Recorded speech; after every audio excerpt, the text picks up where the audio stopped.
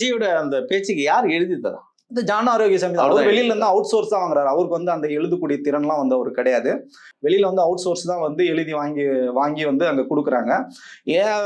இன்னும் நிறைய பேர் இருக்காங்க. நம்ம வந்து பேர் சொல்ல விரும்பல. அவங்கள எழுதி கொடுக்கறதும் பாத்தீங்கன்னா தப்பு தப்பா தான் எழுதி கொடுக்குறாங்க. ஒரு டேட்டாவே தப்பு தப்பா தான் எழுதி கொடுக்குறாங்க. 67 77ன்னு சும்மா கோட் பண்றாங்களே கண்டி அந்த உண்மையான அரசியல் 67 என்ன நடந்தது, இங்க என்ன ஒரு மாற்றம், ஒரு புரட்சி, எத்தனை உயிர் போச்சு, எத்தனை பேர் இங்க வந்து போராட்ட களங்களை சந்திச்சாங்க, அண்ணாதுரை வந்து எத்தனை காலம் எடுத்துக்கிட்டாரு, அவரோட அறிவு என்ன, அவரோட ஆற்றல் என்ன, அவரோட மொழி வளம் என்ன, அவர் என்னென்னலாம் தியாகம் பண்ணார், இது எதுவுமே சொல்லாம வெறும் 67 அண்ணாதுரை அவ்வளவுதான் முடிஞ்சிச்சு. அந்த சாப்டர் முடிஞ்சிச்சு, ஒரே வரியில முடிஞ்சிச்சு.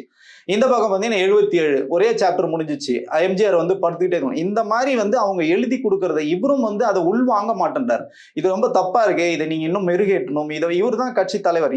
இவங்க என்னதான் பண்ணாலும் கடைசியில கெட்ட பெயரோ இல்ல பெருமையோ எது வந்தாலும் இவருக்கு தான். பெருமை வந்தாலும் இவருக்கு தான் வரும், தோல்வி வந்தாலும் இவரை தான் வந்து சாரும். அது அந்த இடத்துல இவர் வந்து சீர்தூக்கி பார்க்காம அவங்களை கண்மூடித்தனமா நம்பர் தான் இதுக்கெல்லாம் காரணம்.